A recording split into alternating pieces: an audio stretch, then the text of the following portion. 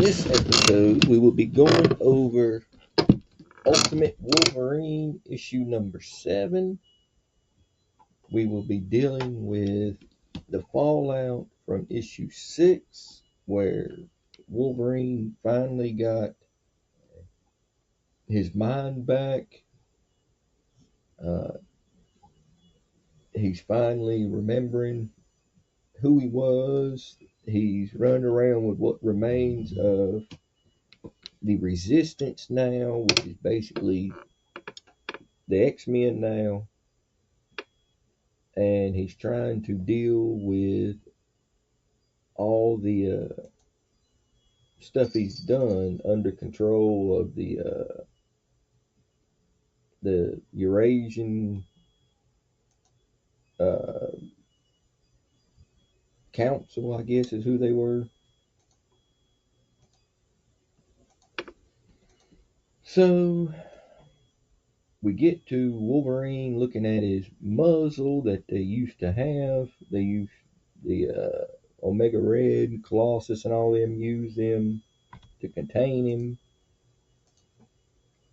Kitty comes up to see him. He has a conversation with Kitty about all the people he's killed, and Kitty tries to tell him, hey, they all understood, we understood that was not you. That was something that they created, something that you done outside of your own control. So we go from that to back to the council, and they got to tell the council that they lost the Winter Soldier, or Wolverine, and Omega Red comes and gets her, says the council already knows, gives her to Juliana or Ileana, and she takes her to Limbo before they go to their meeting. And here is where we get kind of the interesting twist on this Ultimate Wolverine universe. Is Sabretooth and Wolverine are actually like friends and companions here, instead of, they started like that in the regular universe, and then it kind of evolved out to where they become enemies. But in this one, Sabretooth has kind of had Wolverine's back. But earlier on, in one of the issues before, Wolverine had made Sabretooth promise that if the bad guys had ever got a hold of him, that Sabretooth would kill him before they could turn him against his friends, and that didn't happen. So Wolverine's got a bone to pick with Sabretooth about not killing him before they got him, and said that's why Nightcrawler and all them's dead, because he killed him when Sabretooth should have took him out before to keep him from being used as a weapon. And Sabretooth is like, well, shame on me, because the first chance I had to save you, I actually did end up saving you. That's why you're here. So they're arguing, but they're not arguing out of a hatred like we have in the 616 universe. This is a frustrated Wolverine lashing out. So they got the playful little runt. Sabretooth mutters out here and there at him. I mean, it's a nice little touch. You've got them in Limbo with the demons trying to tear her apart as they get ready to take her to her meeting. You have Mikhail, which is running a meeting. He's running a resistance with Agent Brand, who I'm assuming is not part of S.H.I.E.L.D. I don't think there's a shield and a sword in this universe. We have Gambit here. We have Victor Creed, we have Beast, we have Mikhail, we have Brand, Wolverine, and Kitty. And Mikhail is trying to smooth everything over, trying to assure everybody that Wolverine was brainwashed and they don't have to worry about him anymore, that David Hale or Legion has purged all that stuff out of him. So now we get to the Eurasian Council that was using Wolverine as a weapon. Uh, well, we haven't got there yet, but Agent Brand is going over their plan to launch an attack. She wants to send a squad team in to save some mutants. She's sending Kitty and Gambit, Beast, the Guardian, Black Widow, and of course Wolverine. Uh, Here we are at the council now, and Ileana brings back the I can't remember who she is, but she has to tell them that Wolverine is gone, and she thinks she knows of a way to strike back at him, and that's how this issue ends. So, reflecting back on this issue, there was not really a lot that happened in this issue, particularly. Not action wise, anyway. It was more of we had 6 issues where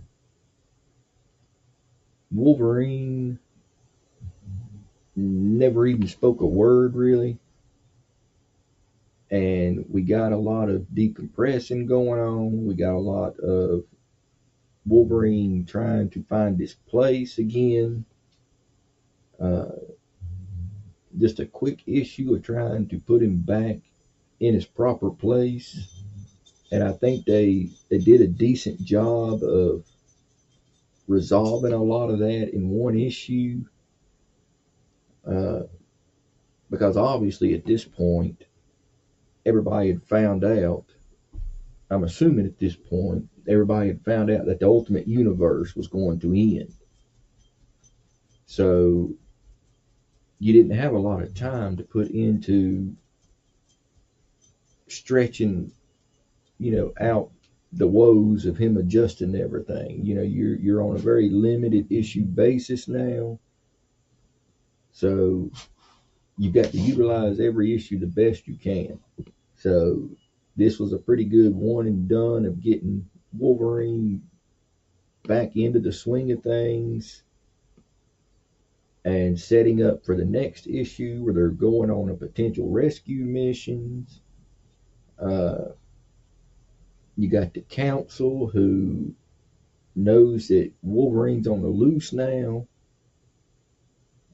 So there's a lot of moving pieces that's going to start falling into place.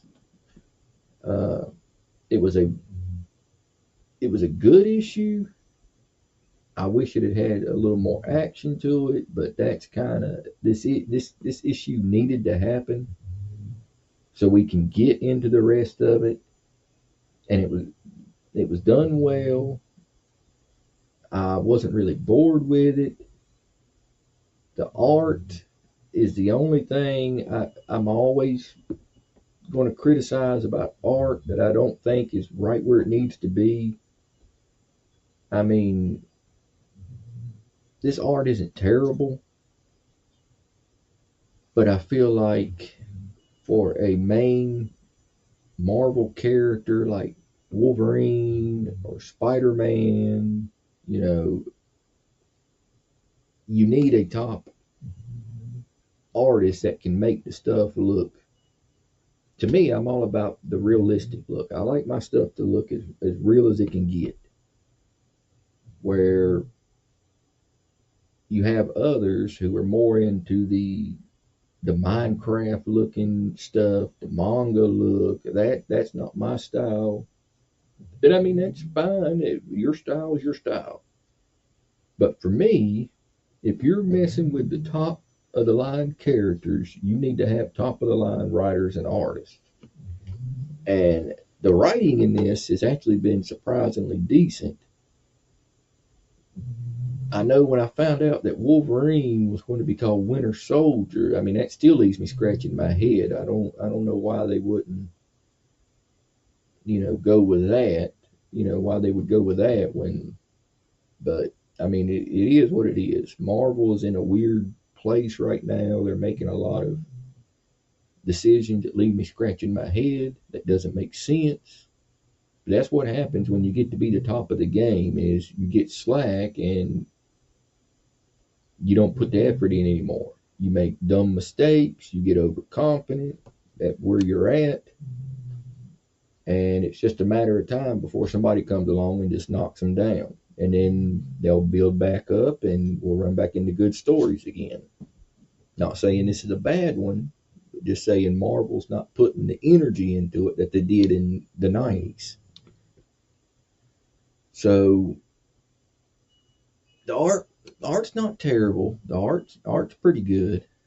It's not what I wanted, but the art's still sitting at a solid 7 for me. It's still decent art. It's 6.5, 7 on art is what I would rate it. It's serviceable. Uh, I just wish it was a little cleaner. I think that's my issue with a lot of this is it doesn't feel very very clean. But outside of that, the story it was a good issue, and I wish Marvel would do away with this stuff that the Krakoa age started, where they give you all these information pages with no pictures or anything. I don't like that. I wish you would just convey your story in pictures the way it needs to be, the way the rest of the comic is. I don't understand, but that's another something that I wish had died out with the Krakoa age, because I think it ruined some of the Krakoa age. But story wise, I probably give it an 8, 8.5. I mean, probably more like an 8. It laid down story that needed to be laid down, but the lack of action in a Wolverine title kind of slowed it down. And it's been kind of like that on and off through this entire run, is you'll have an issue or two where it's got action, and then you'll have an issue or two where you don't get anything. So